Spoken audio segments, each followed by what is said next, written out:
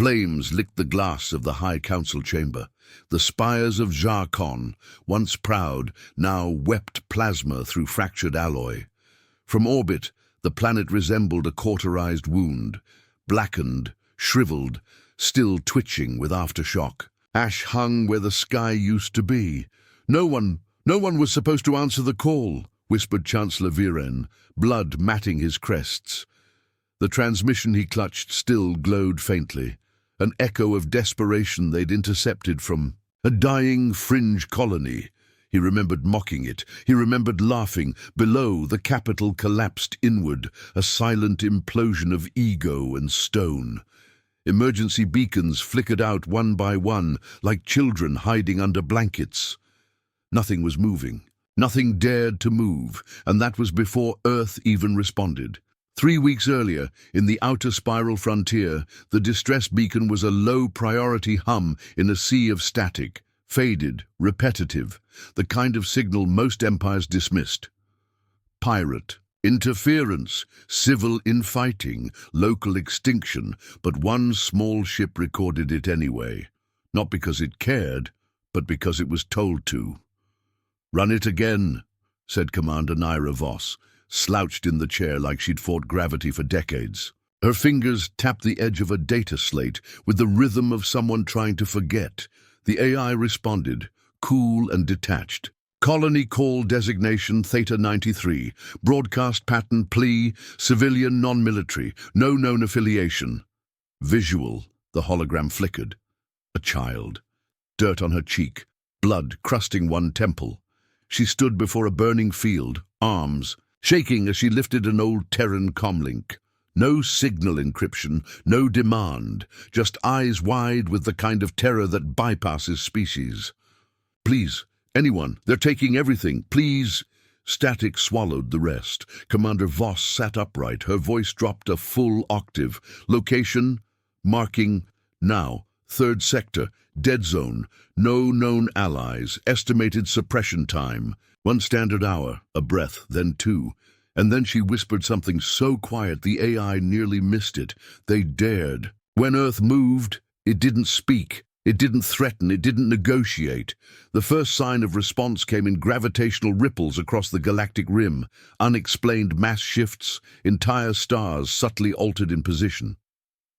Civilian navigators complained of drift. Military strategists redrew maps in real time. No one connected it to the plea, not yet. When Earth's Armada finally arrived, it wasn't in formation, it didn't need one. It unfolded from between realities like a thought made manifest. Black ships with no visible engines, hulls absorbing, starlight until they became shadows. Moving, watching, weighing. Admiral Ram stood at the head of the lead vessel, hands clasped behind his back. He wore no armor, just the uniform. Just silence. The bridge crew didn't speak unless spoken to. He turned once to his second-in-command. "Do we have visual on the attackers?" "Affirmative, sir. 9 fleet-class destroyers. Standard coalition. Insignia. They've surrounded the colony. No formal declaration. Time to interception? 2 minutes, 12 seconds. He nodded, and then, without raising his voice, "Activate Protocol Icarus." Gasps. One junior officer dropped his datapad. "But, sir, that's a myth." "No," Ram said. "That's deterrence." The alien coalition, Karnak, Ilu, and Dazari, had seen war. They had erased systems. They had crushed rebellions and broken oaths alike. But they had never seen this. The human ships didn't fire. They didn't even power weapons. They simply moved through things. One Karnak destroyer tried to lock targeting. Its crew evaporated, not exploded, not burned, simply gone. As if rewritten, another attempted retreat. It folded space and folded into itself. Panic erupted across alien channels. "They're not attacking, they're unmaking." Then came the voice. It wasn't human, it wasn't broadcast, it was simply, "There, return what was taken, or we will take everything you value." In silence, the voice didn't demand obedience, it expected it. Back in the colony, the child from the transmission stood outside a shattered hut. Her father's body was still warm beneath her feet. Overhead, the sky shimmered with something ancient. She didn't understand the ships. She didn't know their names, but she saw the burning horizon vanish under a cold shadow, and she heard something her people hadn't heard in years. Silence. No screams, no boots, just silence. She turned her head slowly. To the elder beside her. "But are we saved?" The elder watched the dark shapes move above, wings of ink blotting out the stars. "No," he whispered. "We are remembered." At the council across the galaxy, fear was a taste. Tangible, chewable, the broadcast replayed on loop. Not the child, not the destroyed fleet, but one moment, one line, a single, untranslated signal from Earth's flagship, unapologetic and brief. "You called." We answered. Then nothing. No follow-up, no victory parade, no declaration, just withdrawal, as if it were not war, but reminder. They cried for help. Viren whispered again, voice cracking, eyes hollow. His advisor, trembling, barely croaked. And Earth listened. The Chancellor looked up at the burned sky. "No," he said, "Earth heard. And then Earth remembered." "You saw it too, right?" whispered Technician Rahl, fingers shaking as he clutched a crystal-fed data rod. "The ships didn't move through subspace. They peeled it." His superior, Strategos Darren of the Yilu Guard, didn't reply. He stood motionless at the edge of the command spire, eyes locked on the holographic replay. It showed the moment their destroyers vanished, not exploded, not damaged, erased. No light, no thermal bloom, just non-existence. They didn't. "Fire," Rahl continued. "No propulsion, no comms, no engagement markers, just presence. Presence and absence." Darren finally turned, his voice barely audible. "I served during the Harax insurgency, saw a neutron field strip, flesh from ship crews, bone by bone. But this wasn't war." Rahl swallowed hard. "Then what was it?" Darren stepped forward, tapped the replay, froze it at one frame, the human fleet perfectly still in orbit, black triangles hanging like executioners' blades over the colony. "This," he said, "was demonstration." Across the known galaxy, panic curdled into a policy. Worlds that had once laughed at the Terran silence now convened emergency councils in fortified bunkers. The archive worlds declared Level 5 protocol for only the third time in 10 millennia. Trade routes shifted overnight. Prophets declared it an omen. Cults of silence began worshipping Earth as the manifest dread. But none of that mattered to Admiral Ram. He stood in a chamber beneath the bridge, round, quiet, ancient. Projected above him, flickering in soft green light, was the original plea, the child, her words. "Please, anyone.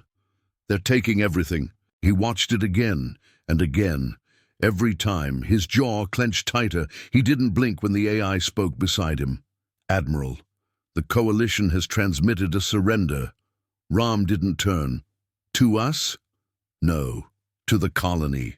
Direct apology, reparations, withdrawals, silence. Then, they don't understand," Ram murmured. "It was never about the colony." He finally turned to the AI. It was about the silence. Protocol Icarus had no official definition, only whispers. A dozen fleets across Earth's defensive web activated the same sequence. Not war, not occupation, display. Across the spiral rim, monoliths began to rise, tall black structures, no seams, no openings. They hovered 1 inch above. The soil of former Coalition worlds. No message, no guards, just presence. 1 day later, the soil beneath them grew cold. 2 days after, life in a 1-kilometer radius ceased all genetic replication. No death, just pause, frozen biology. 3 days in, every leader who had ignored the plea, every name, tied to inaction, vanished from official records. No digital trace, no ancestry. Statues and portraits remained, but names gone. The galaxy didn't call it an attack, it called it an edit. Commander Nyra Voss walked the length of Archangel 2, boots echoing down the spine corridor. The ship was older than most she'd served, painted in matte anti-glare, edges smooth, systems custom. It looked more like a relic than the vanguard of Earth's wrath, but inside, it breathed with silent precision. She passed the message room, paused. Inside, a lone officer stared at a screen. Not data, not a battlefield. Poem Voss knocked once on the frame. You still running it? The officer looked up, young, shaken. Yes, ma'am. Per Admiral's directive, replay every 6 hours, full broadcast. Voss stepped inside. The screen showed only one line now. We did not arrive because you mattered. We arrived because... Silence did, she frowned. Not exactly comforting. No, ma'am, she nodded once. Keep it up. And walked on. The galaxy did what it always does. It adapted. The Desari blamed the Karnak. The Karnak claimed deception. The Ilu purged half their Senate to restore honor. But no one reached out to Earth, because Earth didn't answer calls. It answered crimes. The only message ever returned came through a deep space static burst, a frequency so old it was nearly ceremonial. Do not cry for help unless you understand what help costs. Aboard the Desari homeworld, Minister General Thez had not slept in 3 planetary cycles. He hadn't eaten, he hadn't spoken to his offspring. He simply stared at the monolith hovering above their capital. It hadn't moved, it hadn't spoken, but he swore it was. Listening, he called in the scientists. They scanned, measured, analyzed. No radiation, they said, no emissions, no threat. And yet, in every conference, in every corridor, in every mind, there was threat. He stood before it now, robes dragging in morning dust. Alone, he approached the base and whispered, I surrender. Nothing. He raised his voice. We surrender. Still silence. So he screamed it. We surrender. Nothing changed, but behind him the sun dimmed by 3.4% just for a second. Humanity's greatest armada did not conquer, it did not patrol, it did not warn. It simply appeared, moved, reminded, and disappeared. But before each withdrawal, it left behind something else, a box, small, sealed, marked only with Earth's crest, twin crescents surrounding a single silent star. Inside... Names always different, sometimes only one, sometimes millions. No explanation, just names. Within a week, entire governments fell trying to decode the lists. One Karnak king opened his, read a single line, and took his own life. Another, from the outer Desari moons, refused to open it. It still vibrates. 3 solar cycles later, Admiral Ram stood again before the original broadcast. The child, now safe, now housed in a Terran satellite city, guarded by a presence no diplomat dared approach. He watched as she ran through a learning garden, hands coated in soil, face smeared with new joy. He didn't smile. He didn't move. The AI hovered behind him. Is it over? Ram didn't answer. Immediately then, for now, the AI hesitated. We have incoming transmissions, 6,412, from across the spiral. Requests, invitations, apologies. Ram stepped away from the broadcast, turned slowly. Ignore them. The AI paused. All of them? Ram's gaze hardened. We're not here for their comfort. And he walked into silence. Somewhere on the edge of Terran space, deep in the cold shell zone, a station flickered to life, unmarked, unregistered. Inside, a single human engineer whispered to a machine. It worked. The machine responded in a voice ancient and childlike at once. They listened. The engineer placed a hand on a node. They'll forget again. Yes, said the machine. They always do. And then together they whispered the same. Line! They cried for help, and the stars listened. The high-orbit watchtower of Velthura, once a proud sentinel over the jewel of the Desari sector, now stood with every sensor offline.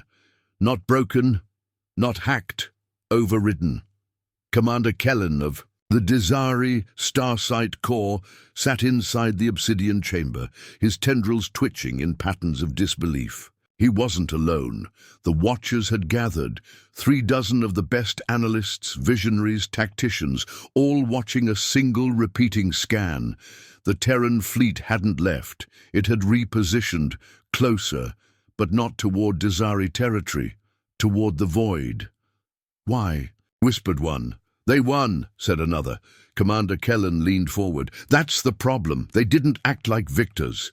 On the screen, one of the Terran vessels began to split. Not explode, not malfunction. It opened, slowly, like a flower blooming in slow motion. Inside, not weaponry, a lens, a vast spiraled lens, pointing not at anyone, but at nothing, empty space. "They're scanning," someone muttered. "No," Kellen said, eyes wide. "They're remembering. In the deepest archive of terror, buried under obsidian rock and sealed by protocols older than most stars, sat Vault 7A, no keys, no interface, only breath.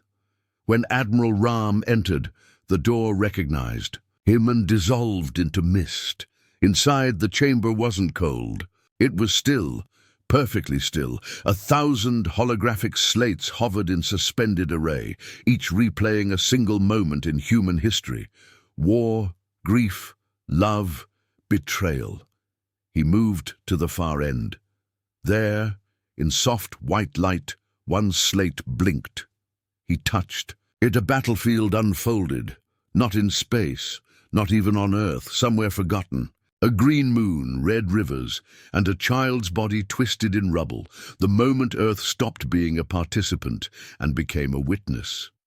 The moment silence was born. He stared long, didn't move, didn't blink, and finally whispered, "They're beginning to test us again." News spread, not declarations, not speeches, rumors, that Earth had come, that Earth had vanished. That something now listened in the dark.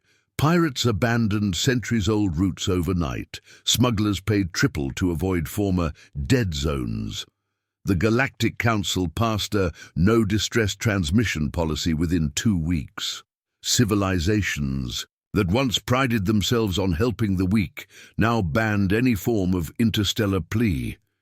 They were afraid, not of Earth's arrival, but of its conditions. A cry for help now meant one thing: judgment. On the far edges of Karnak-controlled space, a warlord named Gathrin violated the policy openly, proudly. He intercepted a refugee flotilla from the shattered Vanari moons, enslaved the survivors, and broadcast the footage to 12 systems. "Earth!" he bellowed on the feed, laughing, as he crushed a prisoner's comlink under his clawed heel. "You do not scare the strong. You protect the weak. Come then, I beg you." His soldiers laughed, his captains cheered, his planets lit their skies with mockery. Then came the silence. 30 hours later, his flagship, Wrathfang, spun out of orbit. Not from impact, from internal collapse, as if the mass of the ship had suddenly become a memory of itself, a shadow struggling to recall how to be real. Sensors recorded nothing. No ship arrived. No flash. No ripple, just one word, burned into the internal walls of every surviving craft. Granted. The survivors didn't speak of what they saw. They couldn't. Their throats no longer formed words, not because of damage, but because of fear. Biological. Fear, written into marrow, hard-coded into every tremor. The act of speaking hurt. On Karnak Prime, news was suppressed, but it didn't matter. Every child could feel it. Earth had answered, and this time it hadn't whispered. It had stared. Commander Naira Voss sat alone in her quarters. For the first time in months, the ship was at rest. No alerts, no orders, just silence. She stared at a small relic on her table. A folded piece of metal, twisted, scorched, salvaged. From the Venari flotilla, one of their distress beacons. It never made it through. Earth had arrived anyway. She lifted it, felt its weight. Wrong for its size. She tapped her console. Begin log. The AI chirped. Commander's personal log. No clearance, just recorded. Silence. I used to think war was noise, guns, screams, engines.